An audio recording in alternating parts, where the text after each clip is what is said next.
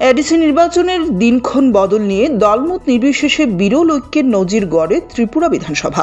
TTADC নির্বাচনের তারিখ এগিয়ে আনার পক্ষে সর্বসম্মত প্রস্তাব গৃহীত হয়েছে। বুধবার গৃহীত এই প্রস্তাবে 13 এপ্রিলের পরিবর্তে 12 এপ্রিল ভোট গ্রহণের সুপারিশ করা হয়েছে। বিধানসভার 0 আওয়ারে বিষয়টি উত্থাপন করেন কংগ্রেস বিধায়ক তথা প্রাক্তন মন্ত্রী সুদীপ রায় বর্মন। তিনি জানান, রাজ্য নির্বাচন কমিশন 13 এপ্রিল ভোটের দিন নির্ধারণ করেছে, যা বিজু সহ বিভিন্ন আদিবাসী উৎসব এবং পয়লা বৈশাখের সঙ্গে মিলে যাচ্ছে। তিনি বলেন, এই দিনেই আমাদের আদিবাসী সম্প্রদায়ের বিজু ও অন্যান্য উৎসব রয়েছে, পাশাপাশি রয়েছে বাঙালিদের নববর্ষ। তাই আমরা সর্বসম্মত প্রস্তাব গ্রহণ করে নির্বাচন কমিশনের কাছে তারিখ এগিয়ে আনার আবেদন জানানো উচিত। এর পাশাপাশি তিনি 17 এপ্রিল নির্ধারিত গণনার দিন পুনর্বিবেচনারও প্রস্তাব দেন।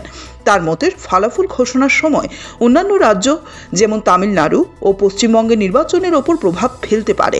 এই প্রস্তাবের মাধ্যমে রাজ্য নির্বাচন কমিশনের কাছে আনুষ্ঠানিকভাবে নির্বাচনের তারিখ পুনর্নির্ধারণের সুপারিশ পাঠানো হবে।